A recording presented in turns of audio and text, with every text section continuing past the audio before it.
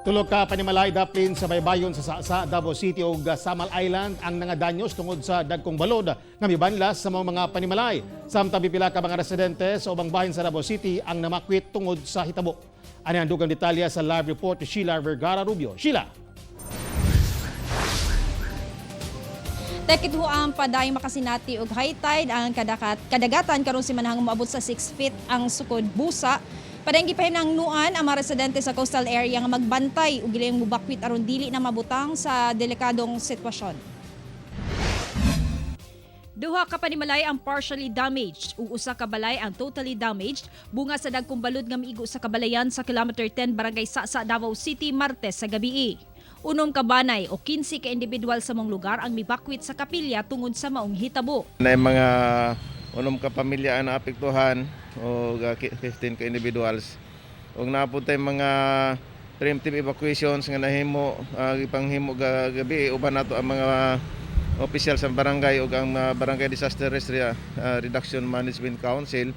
Namakwit usab ang pipila ka mga residente daplin sa baybayon sa Barangay Lasang, Barangay 23C, Matina Aplaya, Dumalagwan, ug Lisada Turil tungod sa kadagko sa balod.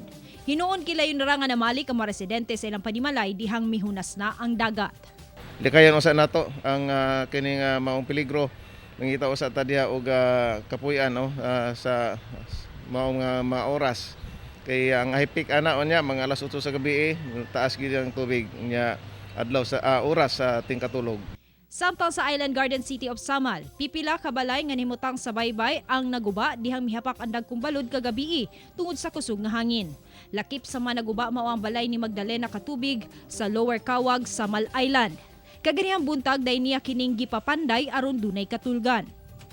Upat usab ka balay ang nadanyo sa Purok 6A Barangay Peña Plata tungod sa dagkong balod.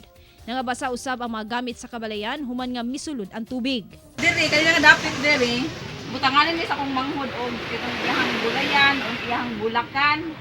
So guba siya.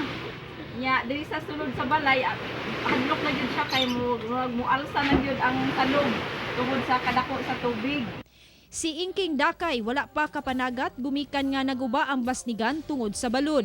Kaya akong natinagabi sa service mo na pa na ko na rescue na kay na basa ba. Tak wala hinoy na natala nga naangol nga tao sa maong hitabo apan pabiligi pahimangnuan ang tanang namuyo sa coastal area nga magbabinantayon sa kanunay. Tek. Daghang salamat Sheila Vergara Rubio.